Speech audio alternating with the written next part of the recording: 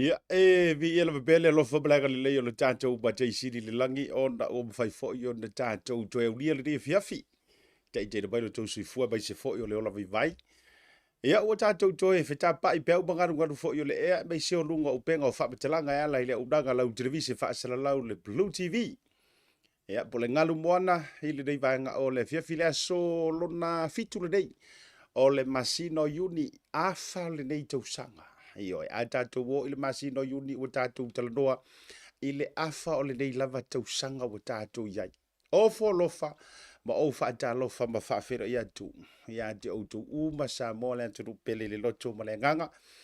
I le nei fo i aso, i na ua whamiru te mute i nei le tu lai lima. I le tau tua wha au mai se fo i le unanga. Ia, i le aso ma le aso e tau walatu le tātou poro kalame o le tautai iae. Ma le manuia, whaiva o le tātou o tirou.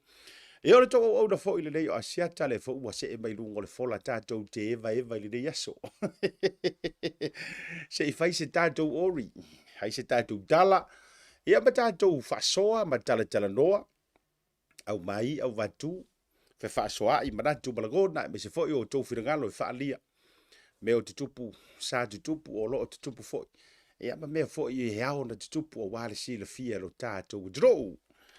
A talofa ma o folofa ia ma fatu lima ma lo le folau ma lo le pale ma lo le fatu toa io ele fita i tunga i fe au manga luenga o tiu te fo i ma faiva o no o fita i tunga yeisi o tatu butunu le ngata o Samoa au te ro nei o lo o yai le tatu proklame ma tatu ofisa au tu mrukau au se talia i so se stete o au se talia Amerika i so se stete o Amerika fa solo atu le atu Asia le atu Europa o Britania tele ioe alu atu nai le Middle East fa solo atu ai North America ia America i saute ia ma isi atu motu se ia so atu le atu Pasifika ma le atu lau awa o Samoa o le atu nu sa ili malo e pe o le tala e fai le ngafo le tuia ana fa mai o le ngafo le tamalo o so e fa pena malava Samoa io e langa sa ilinga malo e mese foi ia o fetalo lo inga ile nei lalo langi wa so o ai le kelope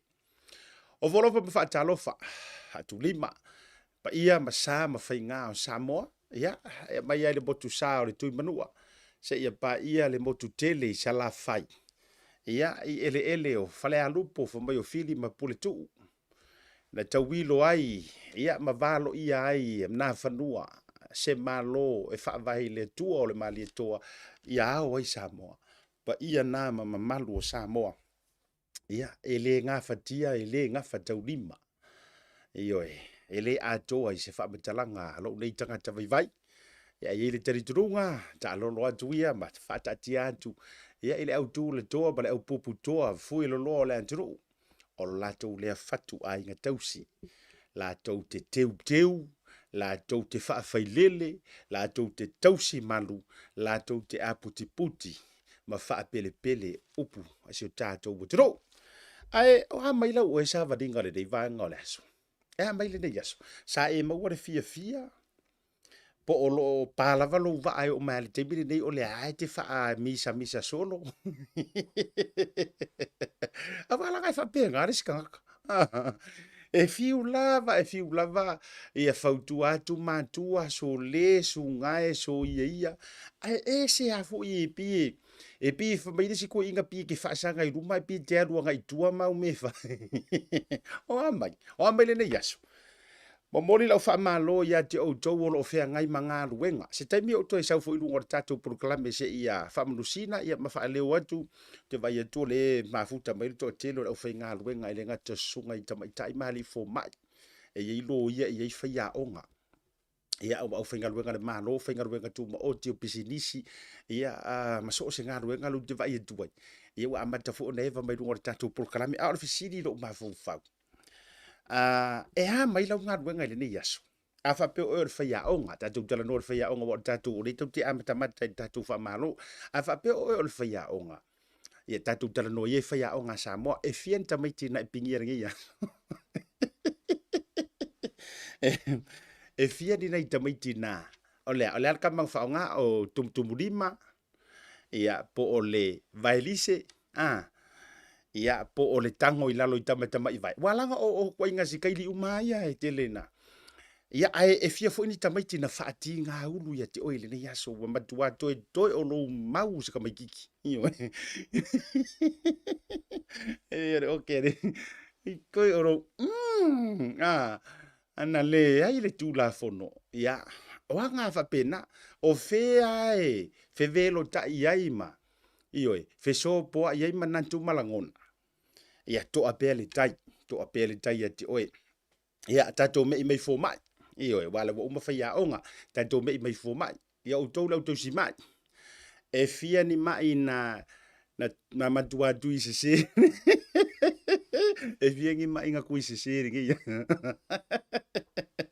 e fia ngi mai na matua I sungu I re kui foi teo fo ia teo wala nga ile si kau si mai foi le e matua la malama kai mi mai ka ia le ke le ngo va ia ku nga pi ia o wa fa ka wo nga post no Facebook ala uma mau vai lo nga fa le mai Ewe, ia, lei te lango nei le fa pena tatou au tu si mai. Ai malo la vale ono sa. Malo la vale fa to ele fa ngo fie fo ia tou ngā luenga. Walanga o ngā luenga fa tau si mai ma tau si soifua malo loina. Ngā o ngā iai o singa ngā sepu. Ma singa se. Ia e mese o meni o vaila au ma tūnong fi pena. Ia e ono a umari soifua. Iyo.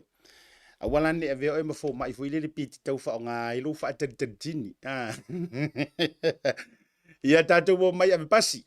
Iyo malo lava tasi le nei ngā luenga. Ali por tasi le nei ngā luenga sa peina tele ai me o le teitu o luo ave pasi na maua I nao na pō. Iyo mengi ave pasi. Wa tele lai na tau le toi maua ni teine ave pasi. Wa pinga e wakere ngā lilifa I supokako. Iyo a ave pasi lan tau ea maile nei yaso. Iyo ea maile turn in. A mesi tato ave pasi Samoa. Walang ave pasi ini usila ma Australia ma tunu uifafo. E kama fo inga pele inga u pasese. Pa wana mea ia e on time. Ia tale taimi lea wa o mai fale whakari pasi lei o tau. Ia tale taimi lea wa o mai o tara. Ia tale taimi lea wa o I mangele. Pe ke whero al pe umala lea so e whero rua I ke empty. Ore pasiro ke whea kua ele oe. Pe umala lea so te whero al rua I foi lele na ole umai o pengisingi a le kampangi pasi. Ele ai ma se popole ai o le ona po I la towe o na ina pasi. Pau wale me popole ai. Pe a vili mai se tangata. Ua fiu e tu ele I o mai le pasi lea sa kaunga oso mai I paptoi toi. E fa pena tu no nei io ele pe o tatou Samoa se longa te vai e tunga la maso fa sofa vai o le si ko e inga le io ele si I mai o ka mai ki ku ele me fa nganu lo pas a pasi Samoa ya pe fa la tele le upu ele nga pasi da vale la pasese o mai tatou le yaso le si tatou ten in na maua o ai nai tele o tele o po tele le tangata ana le Malo lava le sa ia ma so sto inga tangata fa inga luenga lava io awa ta Vaai ia nga ngai me o ave pasi la fo yasu au ke fai ai se isa o fai la se ma finge vo ile le pi tau enga le ulu au tafo ave pasi o ke fai ako ore kia e ka si ale me ka sui ia ile kia ore milo ngala ia pior fa ka vale ngor por piria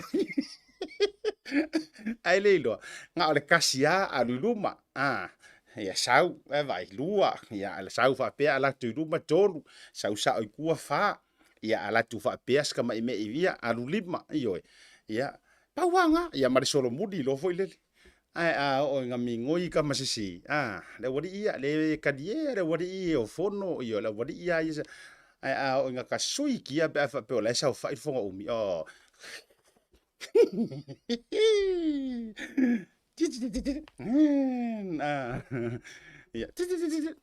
ia loke fa akanga ke ia le ngi wa fai ngi mau me ai tasi ale aunga o kau fa fonga o fa la ile o lai fai fika le pasi malona le iloa o la fo eta usu e mai se alu fu ele o se pase se fa la ile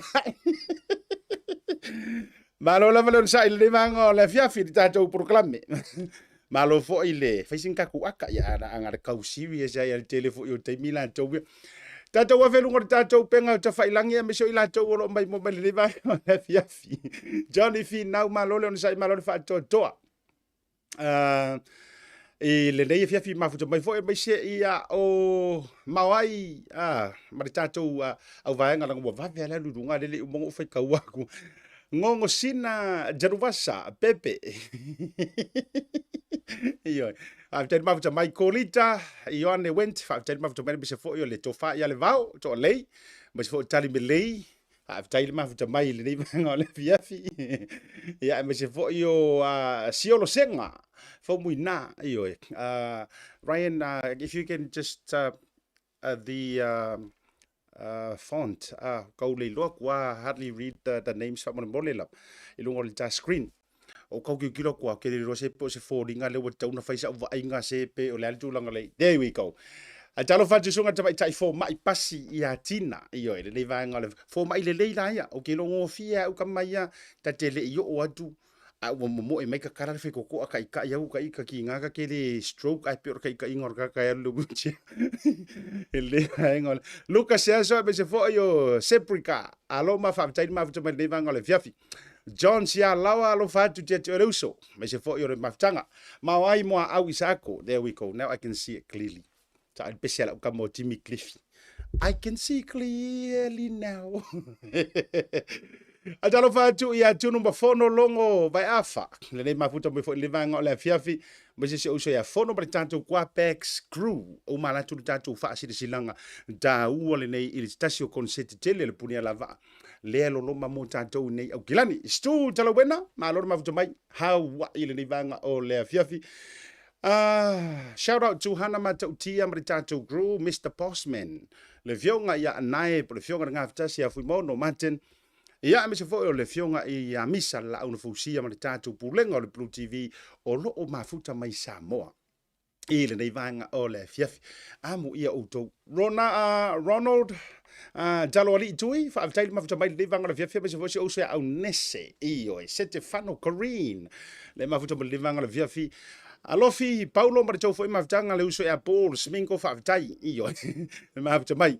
Heta fauli fa tell ma to live ngol fia fia se foi o si anti a poto fo kene io malo lava ese o le yo antile io ia malo ma futa mai be so ma futanga o ma lava si o manto no mai sa taua io pa io ainga ia ma sa taua fa le fa sa taua ma tlenga le lunga io malo lava le sa I malo te fionga te fono sunga le loia to fa asiata Vaai le lunga tina e Vaai ia me se foi o le suite te fono le fionga ya misa Tavita Crichton ia ma le lava loa me se foi le teu o loa le tatou maftanga le fretua ya Antonina tangaloa ia ma le laulau a doa lava malo lava le soifua manuia fatalo fatu I le tofa ia li amana ia Lorenzo congratulations o le tamalo o mai ona fai ona papa se Jamie ia mo mai se vano lungo le tatou proclame au wa fuafuanga foi ia o fa mo ngolo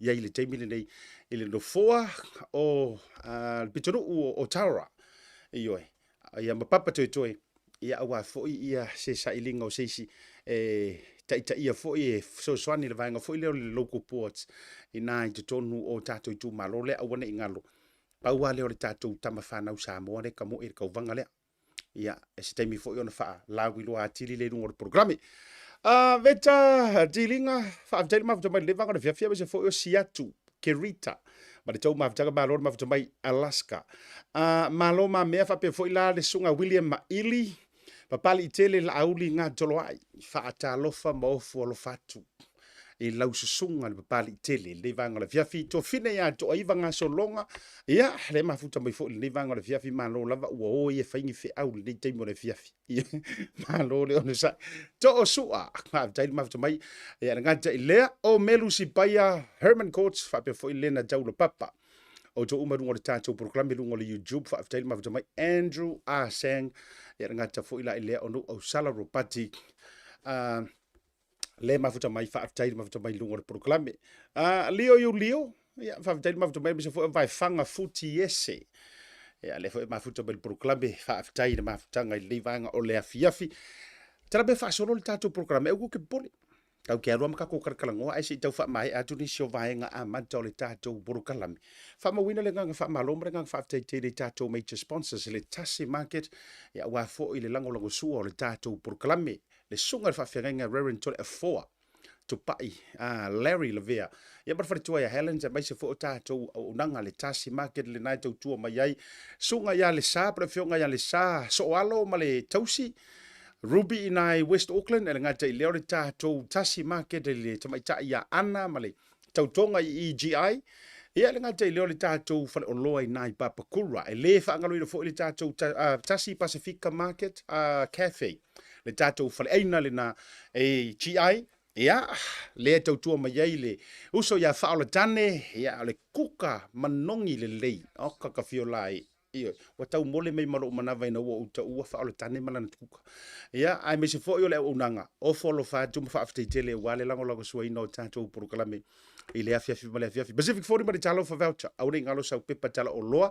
Fai le wha tau i nei ai tala i Samoa e o ainga e wha ngai na le talo fa voucher mai le unanga le Pacific 40. Ia, also to Maota o Samoa service stations i vai tele, wha afteitele. Mole lango suaina o tātou programe i le afiafi ma le afiafi.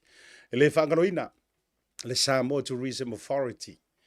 I oe o Samoa o le atunu ua aule le tele ma ua saunga le mu ua tau o le tātou tue foi.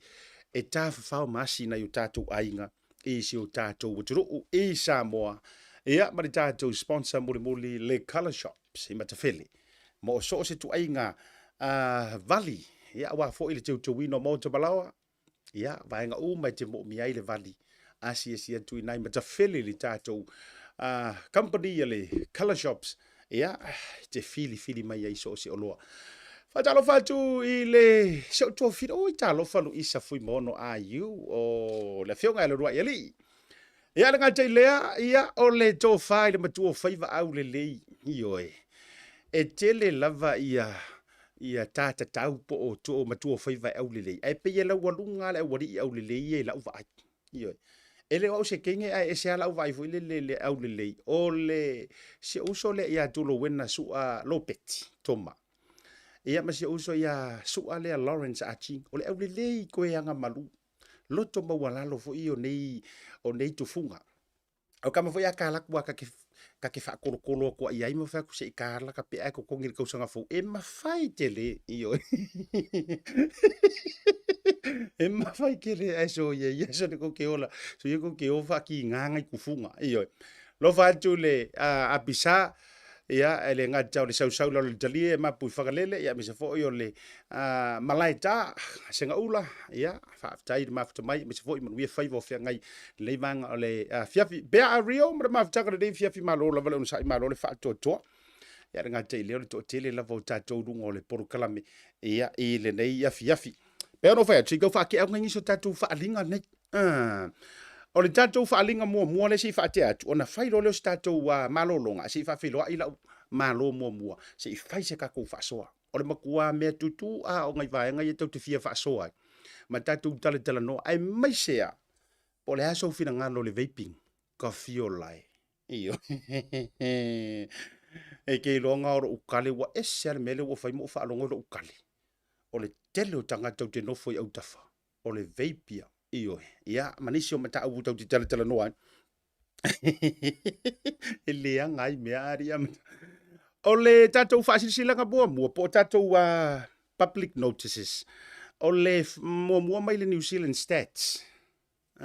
Tui whailunga tatou o lea ua toe tu ina mai e le matanga ruenga o whaamaumaunga. Iyo, o le stats foi le statistics. Le kuskusi ai pe fier fa mau ka Pasifika ma tangata i tonu o Aotearoa. Pe fa ka ko Samoa. O le uto ina mai le hava noa o na sa vaia i masina wa tuana yatu. Le pa u mawalalo ai o le fa mau o swafa mai ngoa o tātou tangata Pasifika ma Maori. La vea i la ma tātou Samoa. Le la uto ina mai le hava noa lo na lua lea. E tātou te toi tau mawhai e resitara ai oi. Beyan o fatu la zona nafi. Awiki pole pa fa petele no fo mau. Ya, ole upu sawa mare upu awiki hanga awiki pole oye ai lengo fo mau ore va kusiero ngua pole pa fa peki te fa longa oye tele o sefi. Ai ole mea mau tinoa. E lea afi ai lo tu langa fa le immigrations. That's one thing I assure you. O le fo mai ona fisiringia le mata upule na. Ai o le manu lau ti o le wha mau wino o tau suafa mau mātou ingoa. Awa fuafuanga o mea alofa fo i e wha le soifua maloloina. Le ngata i lea o tūlanga mai le working income. Ia taimi o disaster po whaalawilawi wha ate fuasei ma tūlanga whapena a o lae mawhai o na wha mau wina suafa o tātou o loo au mau mai e papa au tono au te ronei. Now, o lela ua tū wha ate sia e le self-seas health gear. Ia ma le vaenga le census New Zealand. Ia se vaenga mo le tolu aso e ta ua le Rally Your Village. Lea utu ina tu ilunga. Rally Your Village. Mai le aso iwa, o le aso wharaile nei o le vai aso le nei, se ia pa ia le aso se furu male lua uni, which is o le aso ngafua o le vai aso fau. Longo winga aso whalaile aso tō na ia sa aso ngafua. O le afa taunu inai, ia lea fuafuanga e te malanga tuai pe afa pe ki whainga kahanga e kangoe whaakumu pepa ma envelope si e lafo tu lo mota. Ona e tala au atu le vaenga fo ile se ia ile Vodafone Event Center. Vodafone Event Center. E te tala au atu wai. E fe soa ni ai ia le vaenga lea le self-seas e whaatu muina forms nei mo oi. Eva iai mai le aso wharaile aso tō na ia sa aso ngafua. E le ilo hare fiki o le laki le ilo foi peke ua KFC tātou le aso lea. Ai tala au iai ave le whanau whaati e iai. Ia ona feso swani lea o le vaenga lea le self-seas self-care. Ia mai se foi o le census. Ia la tau te whaatu muina le form lea mo oi. Vaenga mo o le isi vaenga. Afa pe te receivinga i le tusi le nei lo mota po lo lawa. Te tu for ta form le Ryan the one that they receive at home. Ia afa pe le foringa i o le pe pai te mau ai lo le te tusi le e mau po se envelope la po. O tatou form la ngai langu pingiki. Tamala nai te filina. Na fo e mfai ona fso soani na ye fo inga ngana e mfai. I ona e tango le fili. Ma fatumu. Ona toe tu ule te tonu le tua tusi le na le faanganga tu lava. Pe ia o me masania. Ia ona faa mole lea. E te susu watu i se post office lata landan. Ia e toe post ai e fuli e le se tongi. Male vaenga lona lua o le online. Ioi. E mawhaila ona e alu i lungo online. Ia o te lona si la fia la vele to telo tatou e fia fatumu forms online. Ia, e lela atu ina atu le graphics lea for the online news only. E iai le barcode le na e moomia. E te whaongaina pe ki kango ki riki pe scan for. O lo isi numera e mawhaiona amatai ina. Ia le filina o form. A wale vaenga lea o le whamaunga po le tusi ngā ingoa. E tāua lava nei vaenga. Mese lava fo mō tātou i ni usila nei. Ina ia i loa masi la fia e lea tunu. Ia o lea e kau oi kongo le kungu. Se sia e kupu mese whaala vela ve e su e kunga ele o i se ingoa i tutono ni usina. Kalu lo musu. Ia o lo musu e kusi oi. Ia na te ila ia o tupu mese whaala vela ve fiu o tupu. Mese lea e o i kokongo ni usina kakaranga. E tāua. O le si vaenga tu ina tu o le si whaaringa lea ale konseti lea le puri ala vaa. Ioi. Le la tu ina tu fo i luma mo ila tu uma fo i o lea na pukina la tu VIP tables. I le konseti lea i lea so valur masino you like. Le tau di sisira mai fo i lunga. Ia, wha mole lea so lua suma le lima o uni e whaanga dai te tau ni tu tongi umai. Ia lau tables, e ono se lau VIP tables, mo tangata e toa se fulu. Ia, awa fo i tūlanga i tau mawhatanga ma le catering purposes. O le lau tu ina tuilunga, ia no foanga i te maua umai, ia le whaatawina o tickets, a wā lea kona seti tele. Ia le puni ala vaaringa te lea, o nisi o tāma whanau pepese i longa. Ale atiro featuring Mount Malacca Band, le gata i leo sa i a Frank Sola. Ia mare sunga ia gini ai ia waina lei, whapea fo Junior Vailua. Ia mese fo DJ Noia, mai au sitalia, mese sunga DJ Pose, whapea DJ Mike. Ia nisi nao tama whanau o le tiro. Eva iai, awa fo i le wha moe Ndele, ia, i le amatanga fo i o le masina o Yulai. So wau kikilo aku. Ia male si tātou whaasirisilanga muli e tautele i atu le tātou malolonga. O le whaasirisilanga lea i le tātou new menu a le Tasi Pacifica Cafe. Ioi. o le Tasi Pacifica Cafe le o tau sila mai. Ia, tātou new menu la lea mo le Wednesday to Friday. Ia, o aso fo ila ia, o te mo o mia i lava. Ia, le tātou iai o mai o wai tau te tofo ina le menu lea. Sapa sui, ia, kale ma moe o a moa. Ia, ma le tamba fo ilele o le moa po le chicken and chips. Ia, po le fish and chips, po le ia ma le. Ia male chips po le kipi fa mai ka unga ka malo ma tu sa vai. Ia mo tatu fali futambu. Io large taro and coconut cream. Io be se fali fai ia fa pe fo ile fa lifu manioka. Ia nisi na tatu to mafa mo le aso lulu le aso Friday. Aso to nai Saturday o le tatu woka. Lau tu na tuluma falai fa ai fe be se falai mamoe ia falai pipi kama le matua fi ai ko kele alu en tatu sa pasui kale mamoe ia na o to you name it na we lunga o malava le tatu menu le na mo le aso do anai now aso sa e te tala fo tatu le sa a fa pea o e ke usupo ile lotu e maua o ile mele o le tau fa tutu ngata ilunga e faise to na yo le aso sa ona sa matua over fo ise mea kalu mai le po le skonga kamala le ke kifa iai I a toa ioe o leula fala au po le stir fried prawns foi lele fasipovi mazima lu au kama foi lele lu au mai Samoa ele lu au le o le kuoro fali nanga le sa tato lu au sa o mai Samoa e mo foi lu au mamoe me se foi o le fai aiula matulanga uma fai ai fe na o to sila o mai ai o tau mafa umana mo le aso to nai sila na iai oka fo e mawhai ona e vavevili ma whaato ai iai sau oka o se tuanai tu ua o le lotu o so marakanga kai piki mai e le ai ma se mea koe vevesi ai ma toi whai e fuani futi ngā udu ona ua ngalo na whai se kukar ko ngai ia lena tātou whaasire silanga lena I le vaenga mo mo tātou programi tātou na malolonga a foi mai whaafeilo ai lau malo to whali a mana ia Lorenzo se I whai se kakukala malau kama penga mai langa malanga I Samoa. Nga telia o ta penanga a wale fa mo o loma right after the break. Lava Samoa. O le o tau mai fa o loa le Tasi Market ni usila nei tanto o loa me tau lima ese mai Samoa. E pe yo fue ma to launga. Tuinga matano Bluwave. Ula fala ula nifo titi furu mo fa pe manifo oti. Maleano no ayo nisio me tau lima ese te filipili mai. Ma fo ya tanto tau mafa ese mai Samoa e pe oia. Ula mafe fa pe talo ulu mafa. Ise tau o fitel. Pala una ilole numero lo ilunga monisio fa matalanga. Le Tasi Market, le tali o lomana.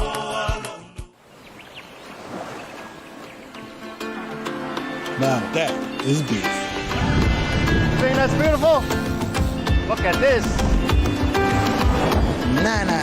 Wings without crowds. This is beautiful. No, this is beautiful.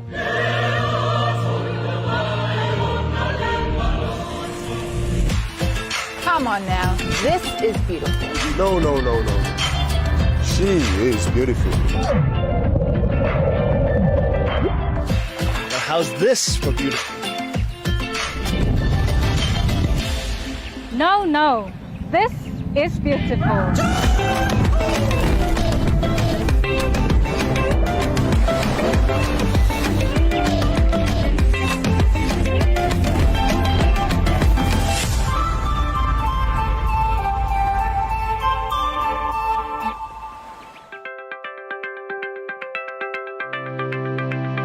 Taro falava, o lo ingoa, o lua hunt, o se tasi o Tasi Market mai le Pacifica Family Health Group.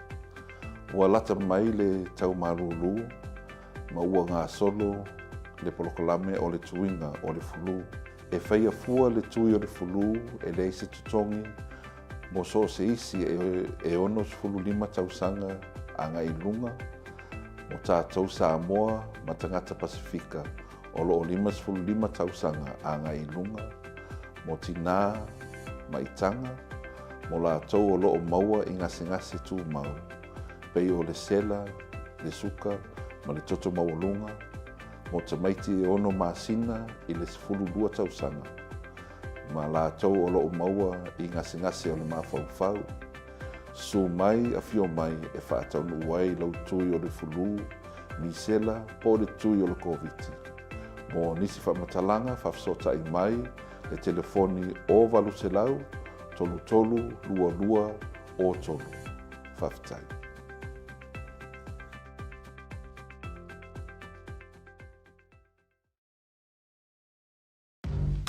The Color Shop in Maota can brighten up every aspect of your life, from interior to exterior. You can change the look of any project you have, from auto to home, around the yard, and everywhere else. Bring color to life with our selection of the best paint. Come check us out, because we're more than just paint. We got bush knives and a whole lot more. We're the folks that will help you kick that drab right out. So come into the Color Shop in Maota. Call us on 25577 or 21527. Drop an email to cs.creston@gmail.com. Talo Folasa Samoa. O te fia whaaso atu se tala tāua le nei mo oe. O loo mau pēr le taimi e whai ei le tusinga ingoa. E fia sosoani le tusinga ingoa mo lawa oina o whamatalanga. Ina ia whai taulia o tātou tangata. Pe a whaia whai unga i le whaatu peina o fia sosoani. E peio a ounanga mo le soifua maloloina ma tangata lau tele. Ai aua le kupole. E le whailoina lava lau tangata. E le tuina atu i se isi lava tangata. Po o isi matanga luenga le maloni whamatalanga e patino i a te oe. Whaamole mole. Whaatino lau pito la au. Ma i o atu i a Juni. Ua whaatumu uma pepa mo le tusinga ingoa. Ina ia whaitaulia uma o tātou a inga Samoa. Whaafetai mo lau lango. Mo nisi whamatalanga. Tangai i le www.census.govt.nz. Pe vili le o valu selau. Lua tolu ono, fitu valu fitu. Jamie ono wanti lea ua jonu se furu pale liba bidu tau te nei tu la e lima ile tau tua wha au lau Bluwave TV me se proclamer tau te iai. Mara bruia fai mo si o tātua te ruu. Ai le i wha awhailo ia si au malo wha alo alongia au le leilunga o le proclame e mate fia tali e tu lava i le nau tau mafa o le sunga ia fai pa ua ia kopo iyo. Wha awhisiri mai le sunga ia fai pa tasi nei tapa pese Lorenzo e. A pese wa tele mea ule angai. E wha kuskusa ia Elvis. Ia, iyo e. Wa tele urungari i mare pilipi. I pese po o le sunga ia fai pa ua. Le leo. Wha se furu ma le tasi Farrington Street. Farrington EGI e ia le tatou address an le tasi Pacifica le na mo le whaafisili le sunga le li pese lau loa. Anyway, zo te fia whaafira ia tu ma whaai loa atu. O le o ma mafuta. Ia ma le tatou sui whaao liori. A wā foi ia le whalanga mai o lo manei o le watau a matalia le nei taimi ia wā se tau sa ilinga fo se tasi o poutu toa e atoa ia i le au waa o i la dou o lo li poia le lau wa fono foi o tai o si o mātou pitaru i o tara ma papa toi au te fia whailo atore o mawhatasi ma le whetalinga ia li a manaia Lorenzo Kaisara ia i lungo le proclame i le reivanga o le afiafi. Malo a fua ila o maua e seno la le lei lungo le proclame le reivanga o le afiafi. Ia, malo fo i le soifua mauma lange matafi fo i pa ia o le tātou o tino. Pena fo i o na whaafonga mai i le nei fo i tū la i le tātou porokalame lo Tautai iae. Ia whaatalufa atu i lau tō whae vai malaya siata ia le ngata i lea o woma pa anga masane le tātou porokalame ia e mesi o sponsors umalawa a le Tautai iae. Ia whaatalufa atu lo nei tangata whatau whaaftaimo le wanoa siata. O na tāwhitau i Samoa, a mesi al wha moe o le tātou a inga i oe. Ia awa i o i vini, ia vātu foi, ia pa i o a inga o Samoa le oi, ia fio foi, ia tui maseve o le tama o le moonga. Ya, bese fo la fio tapa au malu le ana taua, vai atu asia dole va i malai na tausi va tele. O ala ngona ta amata mua, na tala noa i le fatala noa nga muli le lua vai aso talu wai. O Lorenzo Kaisara. Tele no ufa alupe o le fio nga le tole e fono le sao au manga le tatu nu isa tupaitea. Lea ua tō manu o malo, a mese fo i o le suafa pa i o ainga. Lea so ulangona le nei taimi o lea ua officially o oi o le matai. Paftai a siata ia mo le matai upu fo i wa e la ngā i luma malai ia ma ua tomua i fo i le tā whilo inga ma le tā porkalame i le nei fo i a fiafi. Ia, au tamanatu e leila va se matai Samoa e se mai sona langona ia tia fo I malo langona. Ia ai mai se fo o le taimi na fae e mai e fo ia le swafa matai ia ai o le taimi pito I sili fo ona ta o le taimi na fae e ia au la finga luenga. Ia ilunga ia te matou ia sa fa no ftu fo. Ai ile langona lava ia te lava ia e to manatu lava I tu el pese fo ile. Na tō fia le tua Samoa ina ia pūle matai. Ma ina ua o pale mai fo le swafa asiata. O ina na whatoa o ilo tonu I lava le winga moni o le pese lea. Ia ona ua amata ona tal no mai to ina o le ainga. I tiute o nafa tau ave ia ele ngata I leo matafa I o le swafa. O ina. Na o manatu wa iloa I le telo taimi fo ngale ia o tala noa mai ia whaia onga o mātua to manatu I tua fo ngale. Ai mai se lava le winga le upo le pese lea ena pūlea lava na tō fie le tu olo tātou watuno. Ia ina ia pūlea matai ilo whaia tu la se whamatalanga fo ngale a mea e pule tutu fo ngale se sua whaia inga matulanga whapena. Ai o le tautua. O le tautua fo ngale ai le ngata I lea o tiu te tau ave o le suafa le nai te tau ave ina. O le pule lana le tala no mai le pese. Ma o le mafuanga fo lana tofi ia tātou I matai. La so fina ngalo tūlanga le asia. Ma lo whawtai tele. Mitanga o le loto. O lea ua atoa tupe le whawhau. Maria. Ai ele fe tua sa utala le vaenga ua e toe fa sidi nei fa lau tele. O lo u nau ta inga. E tā ua mau le lui fo I leo te avatu ia I lantou o lo sauni e oi fola fa penei. Leo le aho e moa au sa moa au watu langa o tō finga le malo. E kakaunga faiso mkai. O le upu mongi alma. Leanga o tātou I ni usila nei. Ua matua aloa ia e ni usila. Le tātou fa matai malanga nuu. O matua aloa ia e tā ua fo ila. Lo walu e siri anga ia ma vaai e tunga. Ia ua umari tūlanga tūlau o upu tūsa. Ua umari tūlanga o le whaata matama. Ma le tapepe.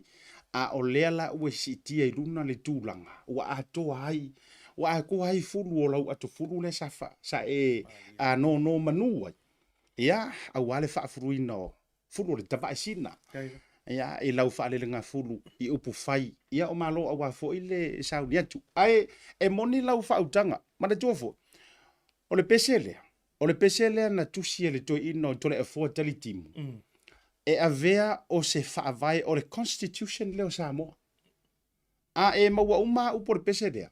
Ngai kusia inga o le whaavai vave kusia kama se. O le tamalo sa fonga whitalai. O le Maota. Ke ropo le fonga whitalai lua le por koru lea kanu whaavai mi Samoa. Tole e fua tali timu a e laua lunga I tusi pese. O for kamale len kusia for pese vele le mama ngai ta vitama yonata. O le tasi la le o pese sa ia tūsia. O le pese le e whaingoina. O le Constitution o le whaamatai. Na tō fia e le tua Samoa. Ina ia pūlea matai. A wā o lona suafa ua vai lua ia. O le whaatahua ina la le nālanga ua o ngā tasi le leile le tūlanga fo I o le whaeina o pāpā I o so tātou a inga I vingi. Ma le vai aso fo I o le lauarunga o ngan Samoa. O le mela lea, whaatai foi, o nisi foi o whaafonga mai ai sa whaile whaafotu tupu, ma le whaafotu le vaali, whaafotu le vaulu, I suafa foi wana ko akele yo I latou. Sa, I matai matulanga na whaamaloa, congratulations. I o ia te au, whaafetai wa tō manu o ainga. Sunga DJ Naira. Iyo. Ta maro mata feo ma le latou TV, o isole iyo, e patalo fatu le uso, me se foi le tu nea fono tima o to uma. Anyways, faise kakala. O a mai sofa, o a mai au tāpenanga. Ai mai se fo i le taimi le nei le vai vaa o le wa amata o na sosolo. E tusa ai o le filiina o se tasi atua i eile au vaa o local port. A tātou I Otara. After ia siata. E manatua le loto ia le taimi na sauni ia ta vita e whaato I lalo ia Filistia. Ia makoliata. Na whape mai lei o saulo ia ta vita. Vaai ia le ofu taule na, vaai ia le talipupuni, vaai le taule na e te aluma oe, le anga e whingata ia le fili. A raupo a tāvita, na o le suafa o le tu te manaumia. O le au penga marose le na le ia te au asiata, ia whapea fo I le whafonga fo I alo tātou o tinu, uma le tapo inga. Le ise mea whingata I le li. Wale fo isa ta whaasoa. I lunga lua vea sta luaina e whaasoa mai fo ina i upu. Ia, ua vea lava lea ma oso fo ngale e marusi au e fo ia teau. A ia teau lava ia le termine asia, tolo manuia tapenanga. Manuia tapenanga uma e mafua mai ono le whaatasi me o le ngango le atua. Ia, ma le ai le ngata i le tapua inga lo tātou watunu. Oka, ia, ele selu atu Samoa ia teau lava ia o le tuutavili mai, ia o le message mai, o le comments i lunga, i so se post e tu watu i lunga o penga te whailangi. Whawhitai Samoa. E ui lava o le tō telo tātou fo ngale e leo i to tonu o Otara. Ai tō lava le pūla uma maua lalo le loto asiata. Ona o le langolongo sua e le ngato tātou nei i New Zealand. Ia, o so se whahenga o le neke lope o lo o awina mai ei fo ia le lango le tātou waturu. Manuia mea umasiata. Malo whawhitai le nau tō whawhuka mai Samoa. O le tāua ia nei te uwha pesi o tātou waturu nei amisia nei hao te roa whawhitai tō telo i la tau lea a mai whamunianga a siata lango June Tui, Samuelu Nasareta, sunga ia tangaloa a Keli, e amisia ia leuso ia sasauli lauli, seuso ia Europa, ia a whatalo whatulu nei vanga o le whipare tō tele lava, you know, o le mawhaiona foi le tōlau lau te tasi ono le tātou taimi a em whaona uwha pēr tu o tō malava, o le tu mai whaala au witi o lātou lango, a mese foi o lātou wanganga, a wale wha moi, o le tāua ia tea ure vaenga lea, Samoa, e ke uko pēr mai, po le armafu angai ala, i ona wha tāua le ave o tātou tangata. Wa ko sila sila e mata upu ia wa au mai nei fo ia immigration le o toi la langa mai me fo ia o fa tala no ina o kangaka ye o so fa ia ku le vaveao o tato vai tanto ale ai langi ka ku kangaka Pasifika po ni tangata Samoa se e ilungo le lau le fai ai fai ungo mea ia kalo fai a tato o le upu le na ale ai so ka ko sui lungo le lau o le ufai ngofi ka ke le ele au mere kufa pe muli a fea tātou re tufa. Ta fea tātou. Ia lena, o le au ngala lena, ma le whaata ua lena, e a lai ona o lolo pito Vaai le tō wha ma le utanga. Ia ma whaata ua nau lo fina ngalo. Pau wale me ke whaia, e ke re sau e whai me se whaakau mo Lorenzo. Vāturu sua wha ia le tō wha ia li amana, ia e te le sau e au mai ei, po le ala, pau walau me whai. Tik, o lau pāloka. E sau e lau kala le whai. Sa o lavana nā siata, mai o le taimi fore nei, ia e tā ua i o tūlanga i o le lango mai foi, o le comments ma tūlanga whapena. Ai a tātou le pālota lava siata. Ia e leila va se anga o le tātou tau mawhainga. Leanga o le mea moni lava ia ma le moni o maunga ia tu ina mai e lo ofisa o whainga pālota. E se le maua lalo tātou numera tangata Pasifika. Ia ma tangata Samoa e whaata ua lava ia le pālota. Tu ia le pālota tele. A o le pālota la leo lo kōport. Ia po o whai o malo, whai tū malo. Me se mo o tara. A pewhai ona e tā ua tūlanga i mata upui e whaloto i whale. Tai peila o le immigration lena e tā ua. Ai e au na whapupula tu le vaenga lea manatua. O le whato a mai atu ia le mata upu tele lena fufola mai ele. Pule nu o au kilani. Wayne Brown. O le a tulau lava lo ngutuma le afi. O le a tatipia i lalo ia le telo funding fo ingale ma le telo vaenga. Ia o share sia po le ima le vaaleli. O le a ese mai a. O le winga le whamutalanga. O le to telo tātou i lungo le lau le peo nei tāua. Le whai unga whai whaaloto i whale e a fia ai ia tangatalau tele. O le tele fo ingale maaluso le tātou leo. O le aso le nei. O le sa fo no mai ia counselors. To lua tasi e pe to lua counselors o malawa. To tono au kilani. Fa tasi malipule nuu e whai unga. Po o whea mea te tau ona aua nei i ave isea. Mai le paketi wha le tausanga ale pulenga au kilani. Ai po a foi ia tamau a inga te tau ona tuupea. I to tono le tātou paketi. Le la o vatu i alfa te tainga. Vave lava. O lana au mai i le proposal ale Auckland Council. O le a si i lunga le tau o hosi e maa sani o whaikako lo. O sore. Ia o vaenga lana. E le mawhai ona e pālota i le local board ma councillors. E mo mia la oe. E mo mia la tangata i tonu lunga local board. Le ai malama le le i fo ingale i le mafuanga. E whaongai o tātou tangata halls. Ia o lesi a whatata inga a siata. O tātou swimming pools. Koe lua swimming pools i nei au kilani ia salo kelo ilo i swimming pools. O tara ma i mangele. La lava e uru whale le se tongi tangata. Au kongi uma. Au kongi. O ia le West Wave le i o Henderson. Sole, e varuka la e rea ruko. A valula a fa pe to sfurulu a inga le te vatua. Ia uko, se la vos fu. Ia walu ku per fa ka ur vai. Ia pe o tu langa le na a fa pe la e lo ia ni o tatu tangata o lo ia ia le lo ma le malama I issues ia fe ngai mo tatu wai. E fainga ta fo ila ona momoli atu ia le fe au. Momoli atu le fe au. Le ngai taimile ne asa. Ngare ko lua ia councillors Pacifica. La mai le lua se fulmon tupu ngare ko lua Josephine Pali. Lotu fuli au Filipaina. Pau lava lea. E leo lava la. Lo tātou leo. I lunga atu la lo ko board. E le tai ona lava asiata. Ia pe o nau ta. Iga le na. Ai ato telefo ila lo ko board members Pacifica. E meso le tātou watunu. O le whaingo fia fo ina ona te atu. Ia I proposal ta. Fo inga le wha lea. Lo whai e tau Ma lo tau. O le tau ala vaenga le la utau mai tau watu le si o nei tu.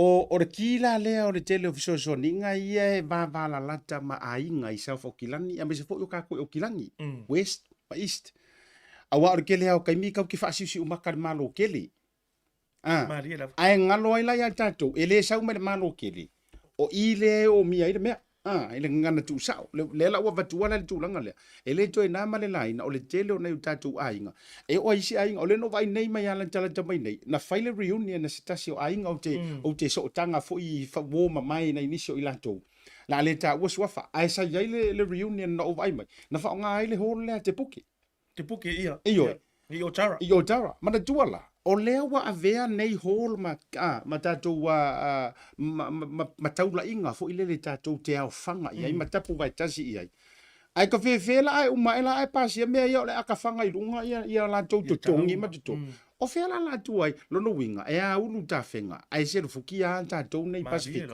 ma fu mai ona ele o lava lo tatou leo e sau fanga I lunga ia I la tou lo fa o mela le mo mia I lo palota o ini si Samoa o tau Vaai me se lava le no fo le ai te tamo ele te bile nei. Te bile nei e to fa ma to ia lo tamo mo. Ia o le sui Samoa ia lo ia fo ile sui a Niue Maoli. Ia o lo ia I le tamata I Maoli.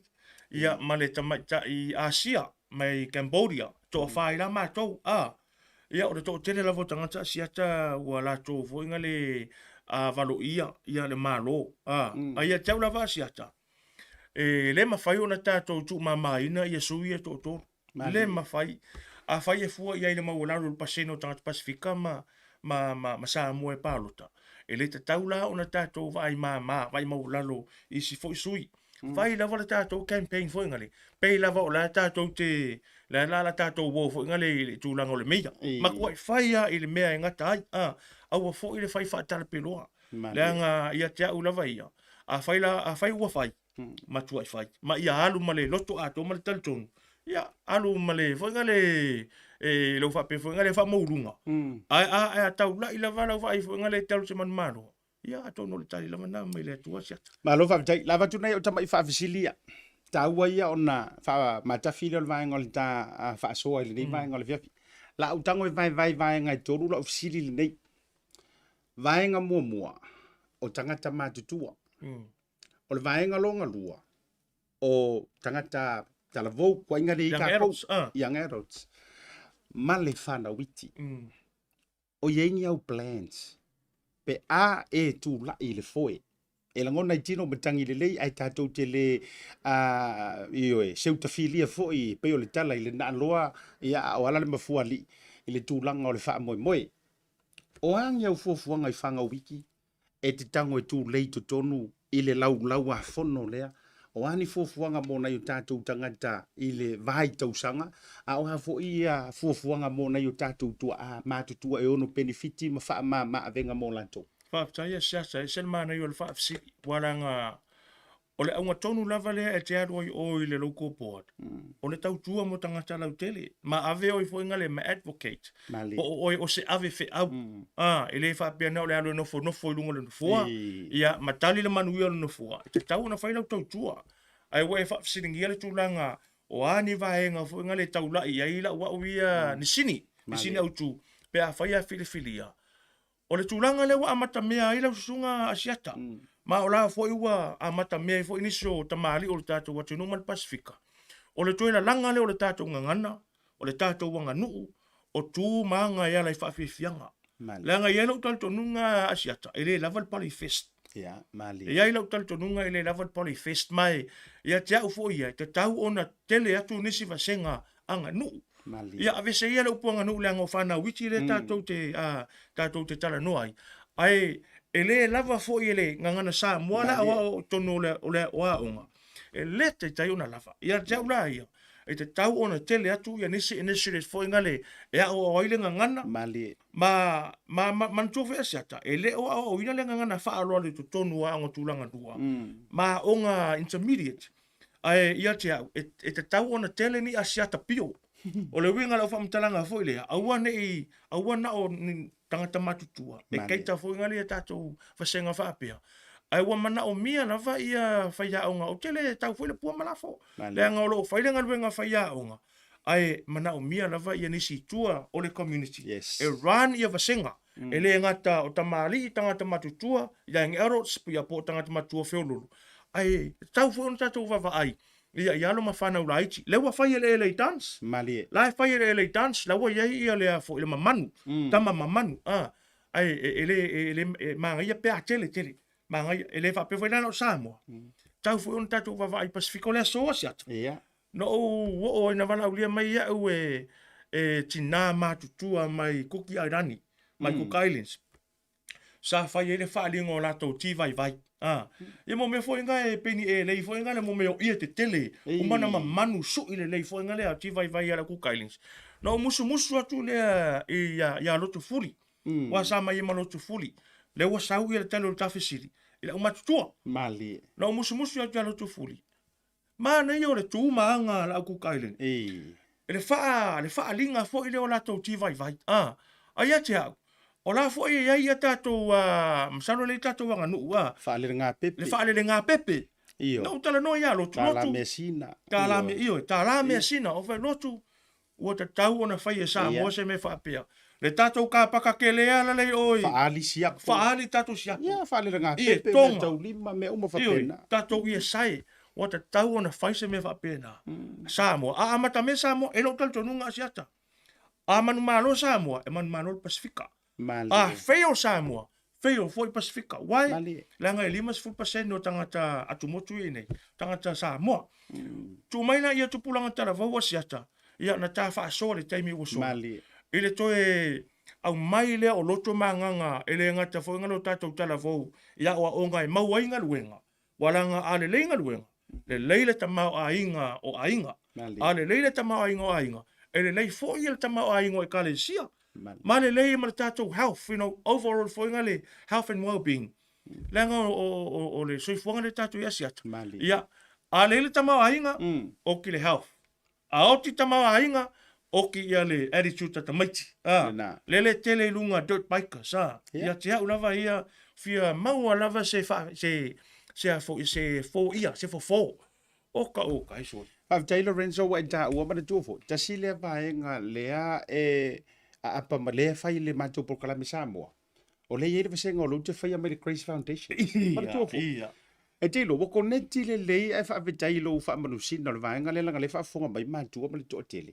This is a serious matter ya New Zealand now wale ma fai tele o tu no nai ainga ma nai matua wale ma fai fo ia o onga ona tata i lalo a mionga ma attitude ter fanau ile taimi o le mua ma le lalo vaoa ma le tinifo so ifuanga o le ala ua matutua inga. And te lole mea, the one thing that was missing, o longa identity, o lona whaasino manga. Le ala ua joe o mailanga lau te whai atu au wamasilia ma le lua se furu ila jau le whai lalo la upor kalamea le. My Grace Foundations. Ma le tua fo ila jau nei Lorenzo, Lia. Sorry, wa masangi kele wa close that dala ilo masani lo sofa Lorenzo, I need to acknowledge lau to wha Lia. O le ala wa au mai mana tuo nei tangata ia le ala fa so to balanga ta o le vaenga le wa e sa no ia o na to fili wa le mafaina to italia o la to ainga mai to tonu to ese wa le mafailanga fo ila u fi wa ainga ia mionga le mafaina e o se fa li pa le nga le se o le Grace Foundations la por kalame fo ile a non profitable charity le ala pe housing ala to o kamalanga nga mai ai kua you have to abide le tu la fono nga e solia. Ko ave kong. E kere kong e kiro ainga. O le la ua reach out to mai loa i le mantou proklame Samoa. Le la ua utalia ina le ua rua nei tau sanga o whaasolo. O le mea la le umana ia. And I am so happy to tell the world. Ele te mili nei. O le ua koe moho i kua i la to ainga.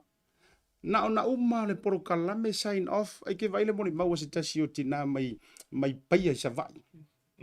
Ma sa fune. E so na alo to. Le yelo ngalo. Lo na alo to. Ni fa mai kanya silo matufa mai. Talo na o wola mai mawhaafai lele lea. Ele ke le iwa ai waku le sin ke furu nipu. Oh, sorry.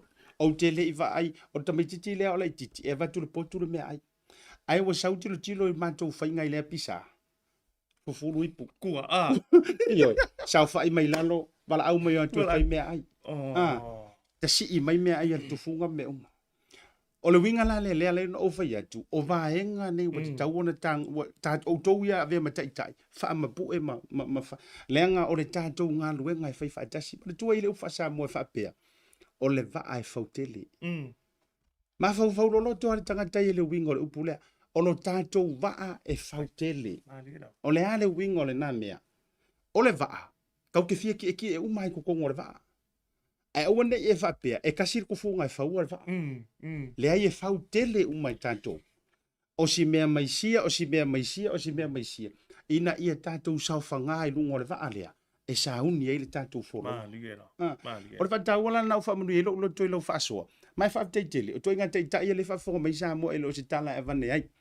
Te lo fo e to tele fo inisi e pei o le tofa ia li amana ia. Lai tu lai mai le foi. Ai e le mawhai o ngā moko kasi. Pe ale fautele le tātou wha. Ma le whaftai mo le vaenga rea. Ia ona se e maila ia o le tūlanga i tupulanga. I lisi, o lisi initiative le tua mana o i lava mo tupulanga tala wa siata. Ma, vai kako tam senta le o tara. Ei. Se o makua pe e vai ane whafonga. Ai, po moni. Asko nga. Matuale. Matuale, ingi, kakero koe la whaingono paki paka mai ia. Ia te au. E te tau ona whai ia se initiative fo inga le whatata inga. Ia afa pesa fulu lua ia masina o le tausanga. Te tau ona tofu le weekend o le masina. Mase me oso yo. Mase activity. Mase activity. Le ala ki kama fai e takiri au tala vau au lotu. Ia ngang fa pea koe au tala vau vai. Ai ai ele tatou funding le vanua. Apalai atu iai. O le tau wasto na ilea. Pule au tau le whaunga ingo le funding. A ia fai, a ia makua i paki pakale tatou town center. Pe o koe pepe se fai se ko youth rally, fai se ko open air. E le se me o iai. Kako e o fai le tatou fai le sata. Le ua walongo mai fo ele sunga ia Wayne. Mapuiti nga. Fai mai Wayne. E iai se awa noa fo ingale ava tuai fai le ngai ka mekia kua kau a maka. Se awa ngofo ingale o ke pepe se ma expose. Fak Wayne. Ele asi se me a maka ai. O ia kako stage le o tara. A e pese nga. E ke alwa ke pese New Zealand Europe ia o le mea kua. Taua. O le whaataua le nā e te tau o na a vese taitai e wha mua le community.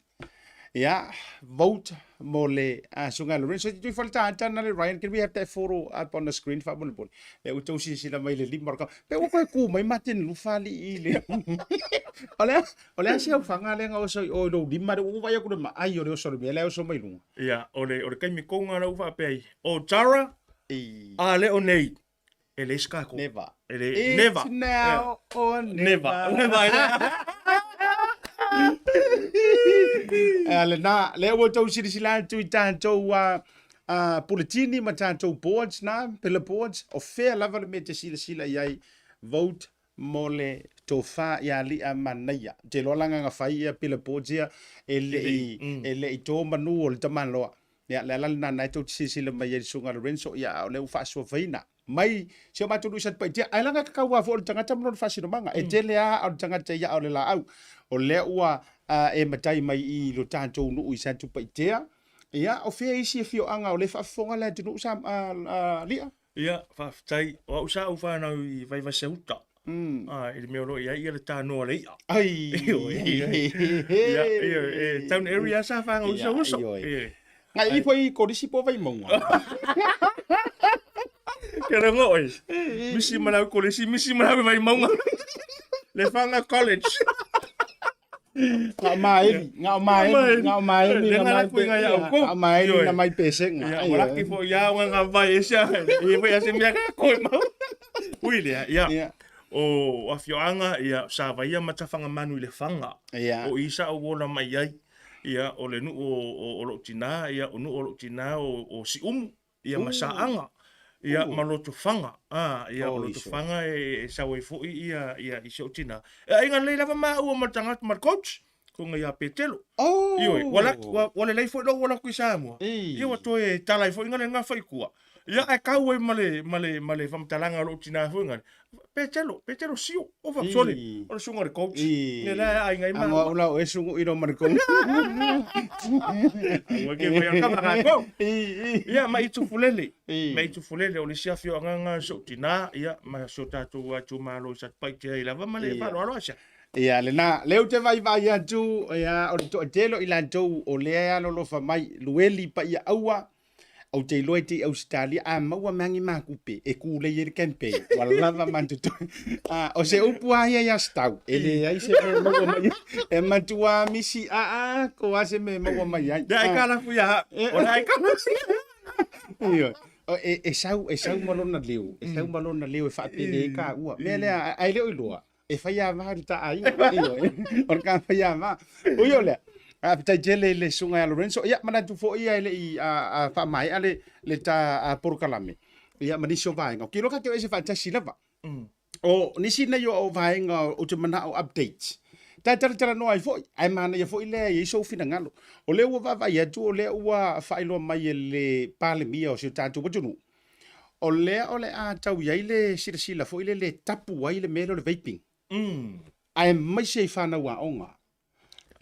o le la sa uni fo i fa oli a wa fo la fa tai tai e ai se ka wo le me o le vaping ali i ngai me o ka mai ki a onga ia pa sai se ta mana tua ia ole upumoni leva ia sa u fainga luenga fo ngale le kongo le smoke free ia ale counties manukau health o le taimile nei e le o recommending of ngale le matanga luenga le soifua maloloina le fa ngai o le vaping fo ngale as a way to to quit smoking o ngore taimile nei o lawa wa ko kere kanga ka fo ngale ula tau mafata pa wa nga il kamale o vaping a kere ngo ene me pito sili ona le manuia o ko kere kanga ka fo ngale ele ula mo are wo fai ala wo vape kai wa matua isu solo vo ngale wa halu fa solo ako ma jo tonu o nga siata kai fa fitaulinga la wa fe ngai ma onga e o lava le kamegi ko lava ko se furka usanga se furka se fulua wa vape fa solo ako o le mali se virtual utala le o usau mai sa mo ile se usanga ai o mawale tala la virtual utala o falongo mai wa vape se onis kamane o vatu na e mo i fa ma wa fa tala mai ai la o like e wa vape la o ka o rengo se o scan langa ai nga mo fa penga ma wa vape o fa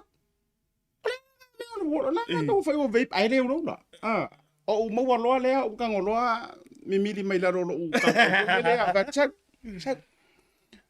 o le me o le vape o fa ai ma jo o le te tau tali tonu e pe o le melek sa ngo ai e pe o se au wala fo ile le mo tangata o matua masawa le ula tau mafta pa tu do fa fonga samo e ka fa ma mai la mari lo ngoinga pe sanga transitions fo ile le anga ile quit smoke a le ala o vape kanga kala ki ele o fa ku e mo ele wa vape fa mai e anko it tastes really nice ya ava o e se ma kwa ele ma o te yo e fo ya ma o te tu lalo fo ya o tu te tai tu ku malo si e ka file ko nga me mo fana mana ia se tele tu lalo ma le fautuanga ole ele fa pe fo ngalo se kasa lo ia se kasa o na ko kongo le ve la nga ia si ve fo ngale va ku charge kai pe le vor telefon so le se ata mata utia kabanga uma fo ngale wo lo lalo ia le wa kaupe ava fo ia ko charge yo e charge ia lo tatu wo tunu ele fa pe o charge fo ngale o la charge le vai pa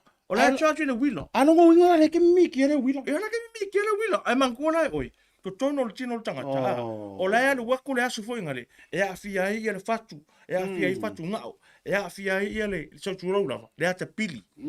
O le pancreas. Kama lea o le pambua mai ia le e mo meo insulin fo ingale. Misaka ko ia mau i le fo i diabetes. Pole mai suka.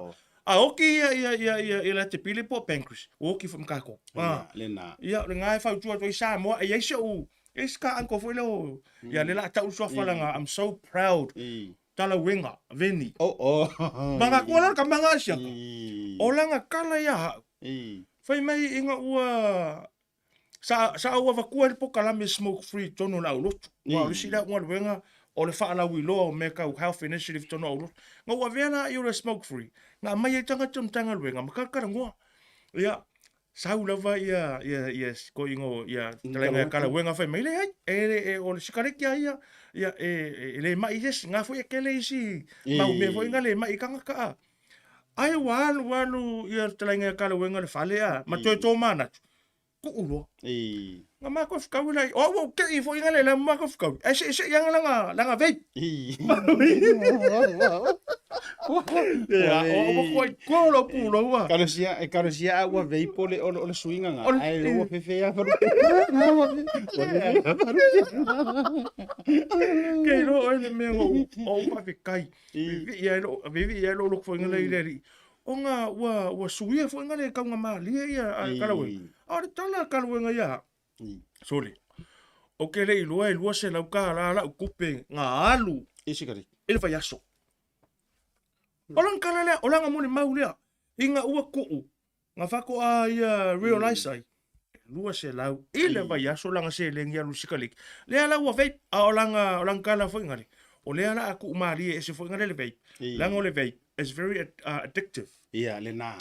E feo lolo fo le anecdote kanga kai le sikalik. Ngai ror kamale. Ngai ror kamale. O le si mea ua fai whaasi kaili ka maiki. E fai po oi te lera na usa.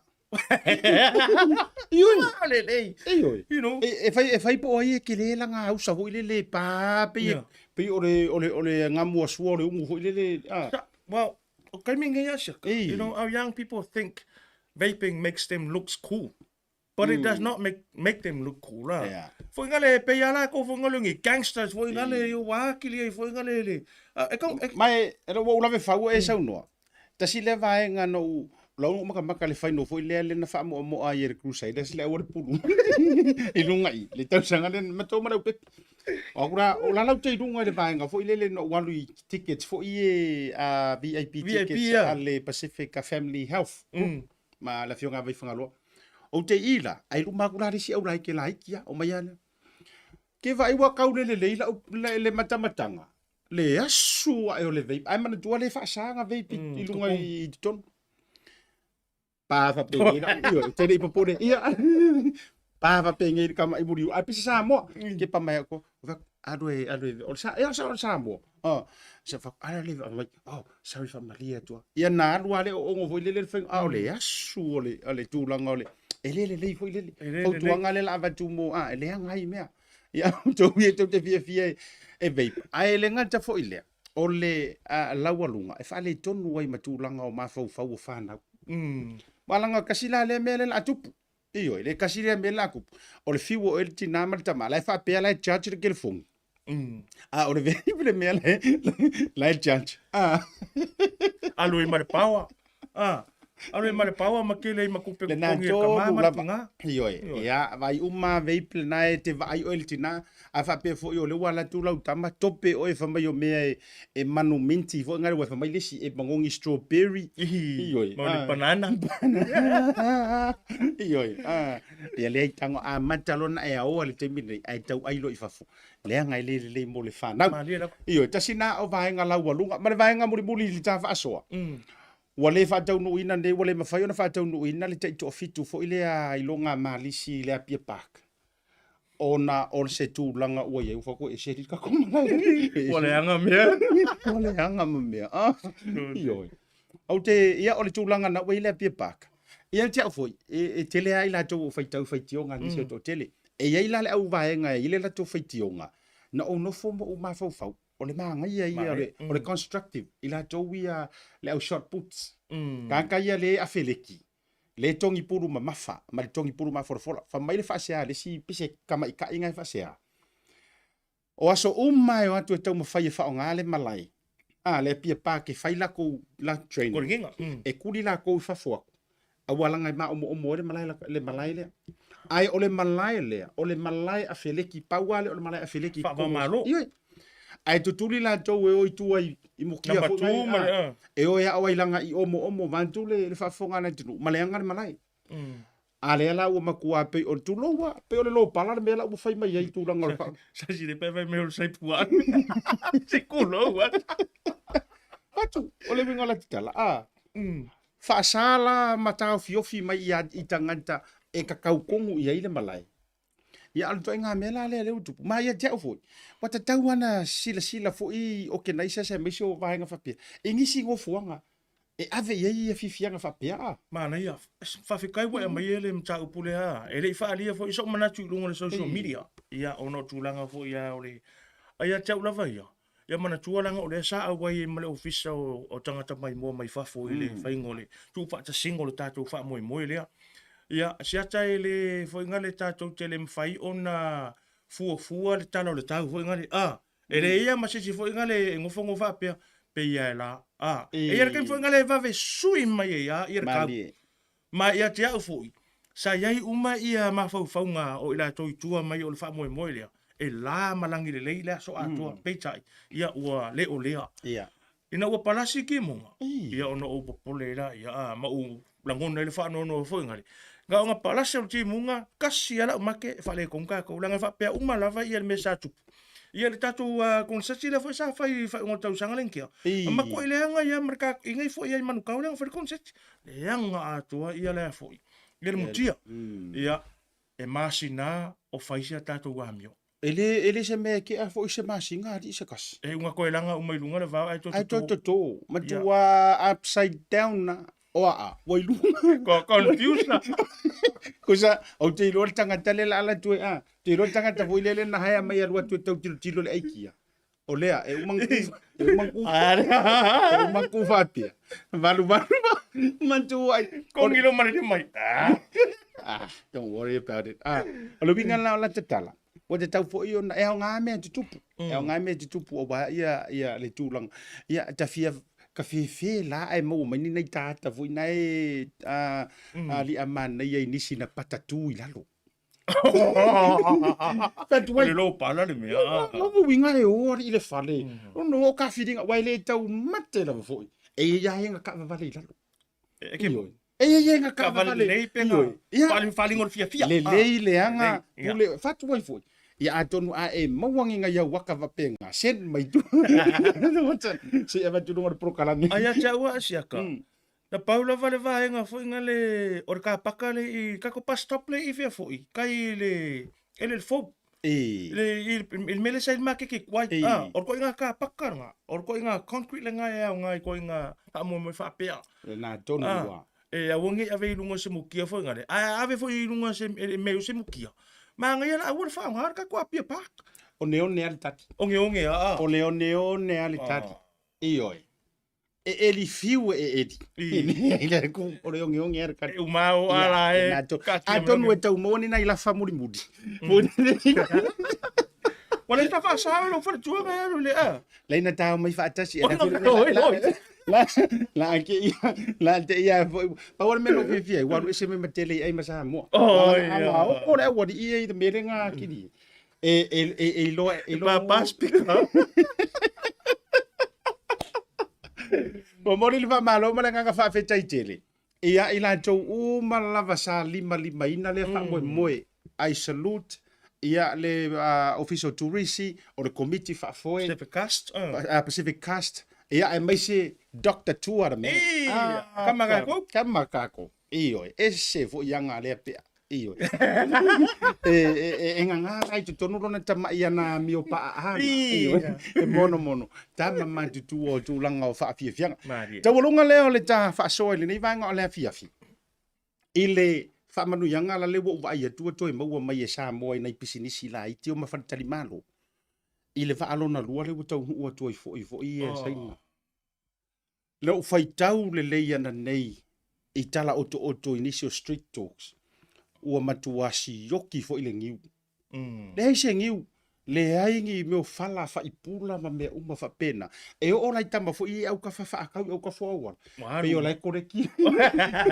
Halu uma. Kwa Christmas aka manga. Ula.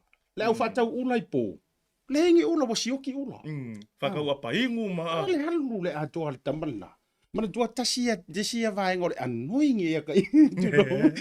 Ka ke fa ngare upo no ngwa ka ule sa kupe fa ka ula ngai ka makia. E umanga fa ka pipi i meris fa ka ula pipi i meris fa ka ula. Ole temila le nei. Wa su e wa fiulo su engi fa ka ula. O ka ele tele o fa manu yanga mai i tu. Mana ia. E sen mana eu ta pulea sia ta wa man tua foi. Ole matanga luenga leo tangata mai mo mai fafo. O ile fa mo ia le tamau ai ngaru tatu wa tunu ola upu moni na fale na wala ngole fo tele una tamalanga i Samoa ia mai le official tourist ile fa ala wilo ino tatu wa tunu o tala no nga lava ia mal mtanga luenga ai meso pulenga o I tonu lava le fa mo tas ia Samoa I lana tamau ai nga e man mafu anga fo ile le o avatu mole sira fia la ngore kele fo yo fa tala la fe mai la pule sanga Samoa le se me fa pena Arva so ala ngal va so sa u fa ngal wenga fa hotel ring sole e kula ma kur pasi tonga ngunga ngunga tonga ngunga ngunga e ka I kula ma kur pasi ko manga au pie bebes konja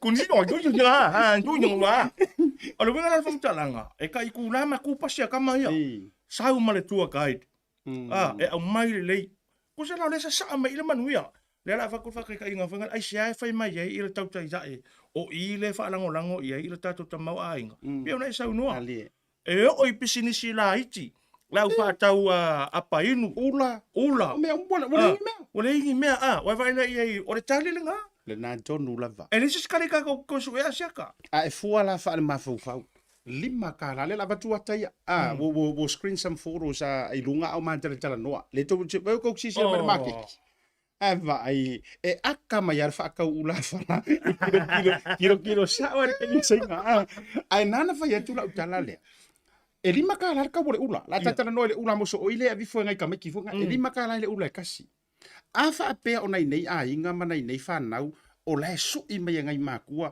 ula o pauale o to wala nga tupi ele fa fe kai e ala ka ko o le o mo ku pe ngai ai ma a faila e ko lu fa ma singa le ole a sa wai tu ai nga tua nei na o ta iva yaso ko lu ngar fa e pe o mo se ka fa le si ai ngade mali wala nga la le ko se fulu la ula la fa se fulu ula ioi ni maka la le ula fa tu ya ta itaia se pe ole tala le tusi a o ani me le lei longo le lei mata u le leia ka ko sa ili ye me mali ia e o foi I vai nga na we ta wa o lo ku sa mo matara no foi ma station sushi ni o tatu official tu lisi le sunga ya Christian scan o lana tala ia te au le ai se rental le ai se hotel yes e o I fale ainga asiata na tala lava ia le uso fo ia ta vita no le aso stasi fo io ali fa sa la Samoa e lua fale ainga fo inga nga sia ai umu fole pok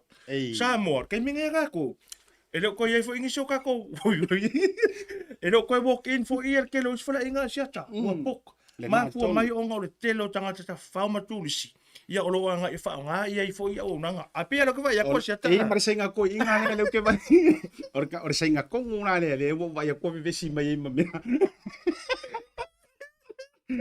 to var swafa to ina io langa ko marwa ke va ile aso mo va ai fa filo ai ni ha e kurko inga mala vale ni ha ya karfu hunsha o va vai telo ilo po ni lo vale sei ya na ko siaka Ora ngal wenga le fionga swafa le sa fenga ya so ye ko ka kum kanga. Mana tuor ngal wenga tonu ale to fie tu la epa. To fie tu la epa ya le to far swafa asiata lautoa. Po asiata fale au puni. E avea o se tangata si nia na te so upuina ya le tulanga o le official tourist. Le la wa ko fo ya yar ko ina. Ai vai vai hora si kai. Do vai si kai dia miyaki. Wa koe vai a miyaki wo. Ave me kan kang yo fa sang na kamaro. Ni ha. Ka kangi. O vaku sui de mai he homa. Ia, ele va pe mara kama. Shin. Wa sila ku fale o. Wa sila tu fale o pe o le tau fu pitch falis. Mo kwa kumu.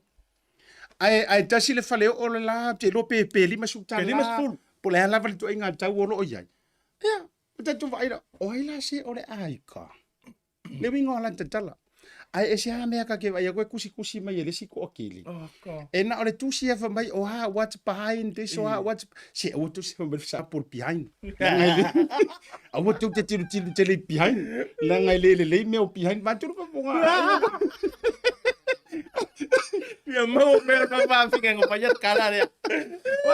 Wala ngona mena o tu fa yetunga. Wa kusi mai isi fa mai what's behind all this what's ia la eu so vai le behind ai le vai le front o le se foi tu langa ta tele foi ngale tau foi le pua mala fo ta tu tunu ia o le tu langa foi ngale o le mala malama na tonu la ia a mala malama le fa tai fo le tautai ja e o le ua avatu e tu langa foi ngale tau la fo na mala malama ta tu tunu wai ia o le tamao ainga fa le tonu ta tu tamao ainga ia o le skako la ka so skako va le shaka umale tatou malanga mua le vaale na tau nu o tatou Samoa wale vai yaso miliona te si tolu na maua le fo o tau nu le vaale na tau nu nei la so tolu o yuni le ia nei Samoa e tilo ia e lima malanga ye fatali ile nei ya vai yaso e lima ai lima milo e mafainga ka ko mo se earning miliona se vai yaso se tas vai la tatou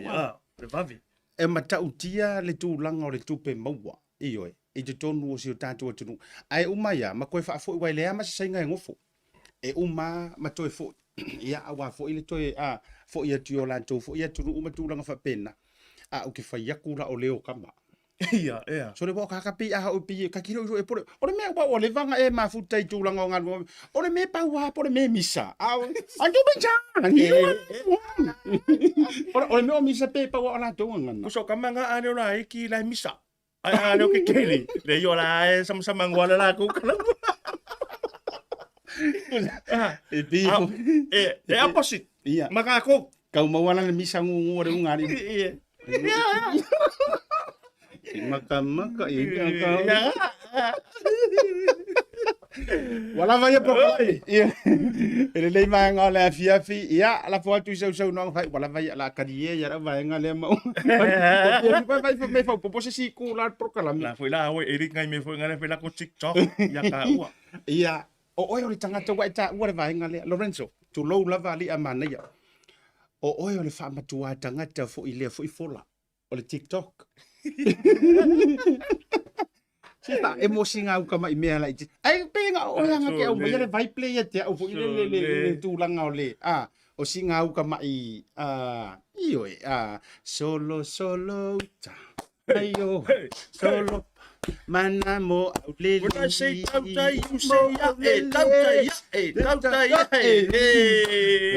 Mata ia la. Awe si umo o fabe masi u papa. Hey. Oh. Ya na. Dia mana ya? La foto i sau no nga fai. Ia ona tau runga ta por kala me vanga le fef. Ia, mna tua o mai foi si ui. O le tatou por kala me moni atu le nganga le faaftai. La sunga le vai malaya sia tau le fongo le tatou por kala me le tautai iae. Ia fa pe foi ona moli le faaftai le pulenga a le Bluwave.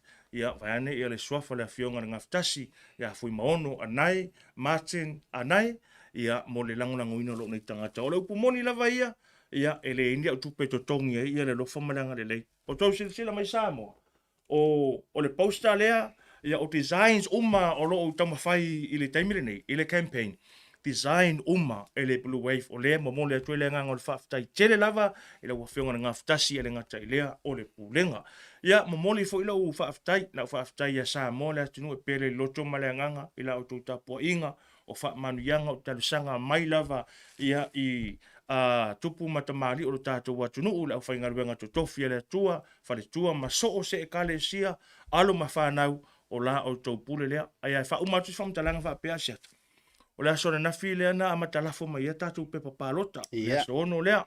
ia masalo le to tele a inga langa lau so ta mai ya fai mai o laua maua la to pe papalota I to tonu lava yo o tara ia a fai e maua la pe papalota aua tatou te no fuai a siata o te talo sanga atu I le ava ma le wha alo le tatou watu nuu o te leo wha pe atu e palota moa Nei langa e a fia ia untu la fono e mawhai ona saunua to I wha pe nale sunga ia asiata le ango asiata I le wa ai whai lau palota Whai lau palota ina ia wha leo ai lau ai a te tau o oe o le tangata nuu o oe o le tangata no fu mau o oe o le citizeni ni sila I to tono o tara Whai lau palota a mau o lau pe palota whai lau e kisi ma tu e wha fo ino fuanga nei e tolu Ryan can you please flick through those yeah ne la e ma whai ona wha fo sorry Ryan that's a wrong one but that's okay e ma whai ona wha fo I lau pe palota ia I le whale tusi nai o tara, tātou whale tusi o tara library, le nailo tono le taulanga whaatau,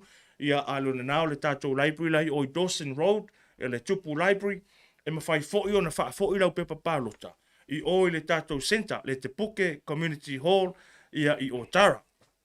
Ai, e iai ia le tātou events, Ryan, can you flick it through? E ia tātou events ia, register and vote. A whai ele e maua I au pepa le stala, pe tele I le stala foi. E ma whai ona e anga I se tasi o tātou wha moe moe o tu ina atu Samoa. Pe ona o tau sila sila atu. E wha tau no ina wha moe moe ia I e kalesia. Ia tātou whale sā. O le asos full tasi o le masina le nei. I o le asto na I le nei. E whai iei wha moe moe le na. I nai le whaka sā I o tara. O le asos full valu. Mai le full tasi le tae au le full lua le auli. E whai iei le wha lau iloa. Ia ma le stalaino tangata ina I St. Peter Chanel Church. Far Boundary Road ia o le aso luas fulu lima o le sa foi e whai iai le wha moe tasi la vale na ia I na St. John the Evangelist Church se fulu wha o Tara Road ai o le aso tele aso luas se fulu wha o uni asto nai mai le se fulu le tae au le tasi le au uli o le ai iai ia le ofisa o whainga pālota I le taulanga wha tau le meolo iai le tātou stage e le stala ai ma whai lau pālota pe a whai ele I mau atu ia lau pe papalota. A le o le na asiata, a whai eo atu lava la sos fulu tolu la masina le nei, ele I taunu atu lava lau pe papalota I le pusa meli, e ma whai lau na whai fo I lau special votes, po lau palota wha pitoa. Ae, na o le no fuanga lava la le whai le special vote o le library I o tara I to tono le taulanga wha atau I o tara. Ia, o na wha apea atu le whamtalanga, wha aftai tele lava sa mo I lau tapua inga, mo moli atu alo whaanga mai a tau nei, li a mānaia, Lorenzo Kaisara, mai so to loa ia Merenaite, ma sia ma whanau, ma lui whale ma vini rei, mo oi sa mo le atu no pele. Tai. Ia, ma lo whaavitai, ua se lingo lo ufofonga, vai atu le whaafonga maua fo ia le tātou watu nuu, ua tala leo mali e fo ia peo le ano le tuia antua o le tuia ana, ia le teine fo I sa le valasi, te linga fo ia fia longo e peo le maunga e matou tia I sa la whai o le maunga o le lunga. Ia, I le tala pipina e me se fo o le tala wha mama I o tūlanga. O le alo sauni ma alo tāpena iai ia le wha moe o tara. O ke vai aku vau nga ka mai o mangele mai isi pito. Se walo lofa uma mai to tele ia te oe. Ia ui o lea, ona o le wha moe e li whanga I o tara. Ia o ila tau fo ila o lo o le pito nu ulea. Ai a mai la tau tatalo, a yengi o kou a ingo I o tara. Ia o tau uma fo I Australia Amerika. Ma neia I o le nganga le te vai to li so to tele. Le la fa ilo antu pe o le sunga ia danso tanielu. Ia le to fine fo I o ma le tau tonga me se fo le la so tai mai a hinga u mai nei. Me se ila tau lo nofo pa au I o tara ma le area le nei pap toi.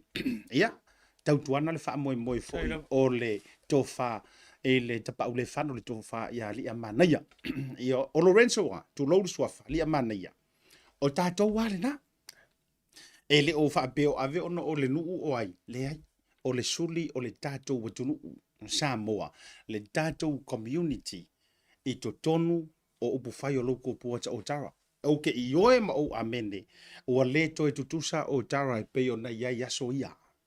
O aso ia pi a ka uro o tara. E matua ioi. Pi se tasi o taulanga e mita e o mai iai. O le kaimine ngei. Wa tau le o lea. E a tonu la o hawa noa ni to e wha fo I mai iai tu langa la walunga.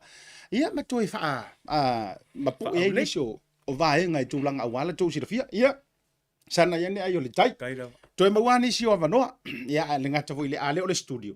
Ia le atau si sira mai fo. O le masi ia le tātou polkarame utia la tu fo ia. Ia tau te tau fai militino whaatasi fo ia wane wha moe fo ia le uso. E meso tātou umanunga le proklame. Awali tia le tua tere so loto. Awale wha moe matulanga uma.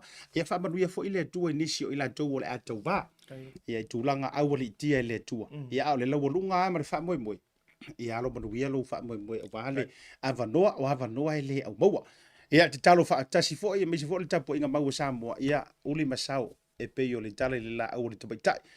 Ia o le proklame fo na le vanga o le fiafi fa te jere share tatu proklame le. Io a fa pe kire share inga proklame kangono share tamale. E a nga fo a wale a sa ilinga malo fo ia le tofa ya li a manaya. Fa mangalo se manga o le tau tamari na fo fonga va tele. Me se fo to tele o to ia a pe o le ta o to sua fa o ki pe poli. Io e pele o tou le nganga ai le o sililo fo ile silfanga le tua tulanga o mai lau e lo sa afi malo e vai lungo de tatou porkalame whaafitai le ewa whaatamali, whaafitai lau komengi, whaafitai lau whaasoa whaatupu, whaafitai le ngangana o loo whaanga ina lungo de tatou porkalame. Ia whaapenai au mai au watu tatou te sua fo, sua whaatamali e te telefo e pesenga ai matua i le o. Asiata whalemalu, to whai ali a manai Lorenzo Kaisara, male porkalame o le tau te ia ele nei vaenga o le fiafi, whaasoifua mai emanuia. Oh God, makes yeah. Just give me a second, eh? Hello, Auntie. Oh, Mayuko. Cho điều số, có ai xem mấy sao cũng quen chị và thôi mà lunch mà okay. Baby, what do you want? The barbecue one? Barbecue. Oh. Chị from more sorry. Thanks. Love you to the family. Okay. Hello, Vaku. Yeah, Auntie. Barbecue? Yes. We have the barbecue, please.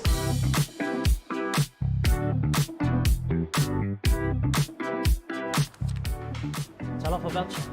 Thanks, tell off a voucher. Do you know how much I love you? No. No.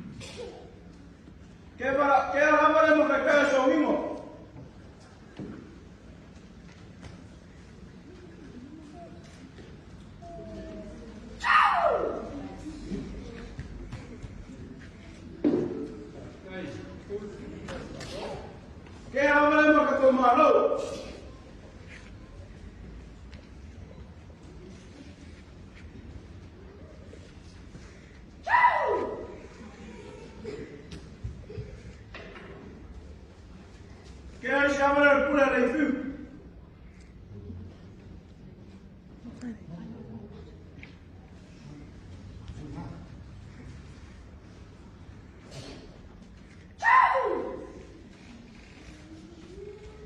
Apa koi? Yang mau kau ngai?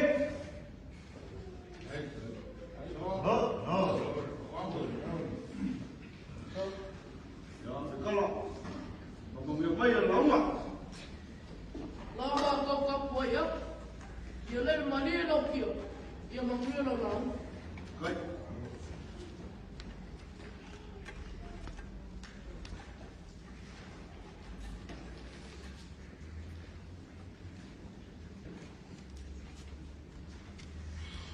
Lah iya bolong oleh kaya menasu, yang mai kukekele bawa pulang mau lupa.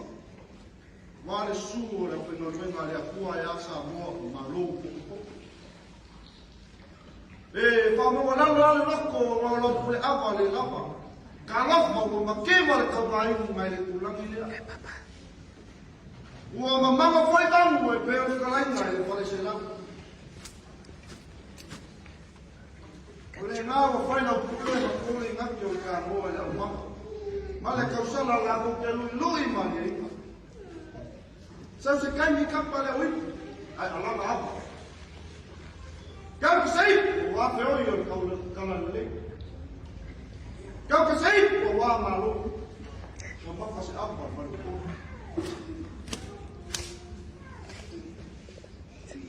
Oleh asal, saya ngapa kau boleh oleh ngapa manusia. Oleh wa kau ini mula tanpa moe sarupe. Vai para o ino caminho e eu quero ir. Uma papelha. O leo vai um calestau que eu caio lá. Qual fala de lá fora, venga para ir ali. Olha para moi para eu fazer que amaro, quase uma culpa la pala, para café fora. Ia ora ko nga maki no kakayao mo fa moi. Mare fa makui no kanga Samoa ya kerongi. Manguia fa moi. Ai ka ko ala waia. O leo wa fai fongeaki malero fa kanga. Le sai fanga le ui ni ka kekea. O wale fa moi ra so. Nga fa pele. Le aka sai rua i lo sa. Ai fa kai kele no fa alo wale ama kumali ka pa wala apa wa mai vai asua mele le apa i lo wale ko Ile apa ko saya ko. Wa ko kala mai le lang ko saya ka mala mo. Eu ka fisi fai e ko mo le ko mo. Wa le fa ko i lo mana sa mo ya ke lo ni. Alo ko le u ba ko suia e ko. Ama ai le ko ko sala mangwe apa sosoino.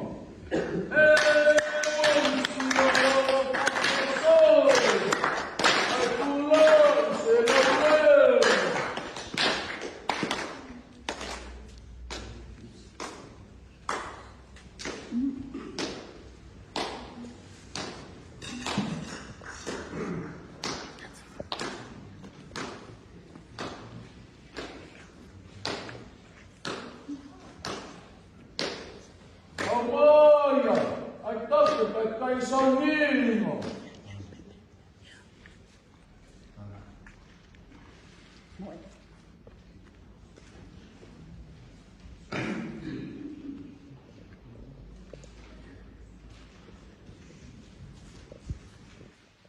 Tautai.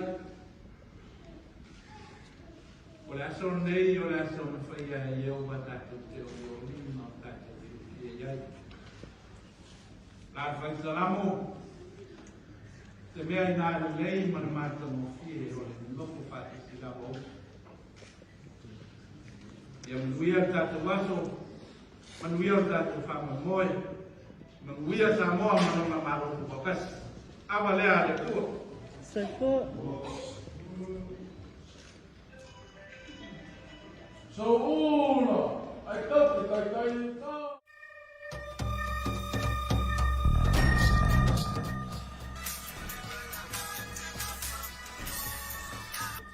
Hello?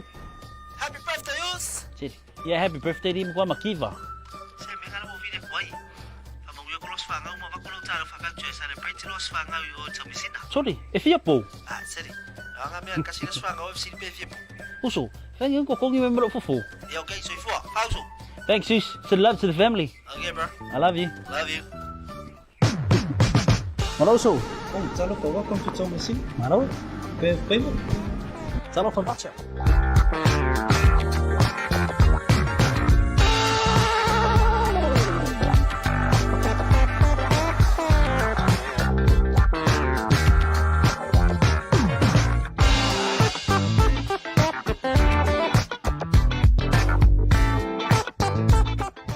Talofa lava Samoa. O leo tau no mai fale o loa le Tasi Market ni usila nei e tantu o loa o mea tau lima ese mai Samoa. E pe o fue ma to o launga. Tuinga matano Bluwave.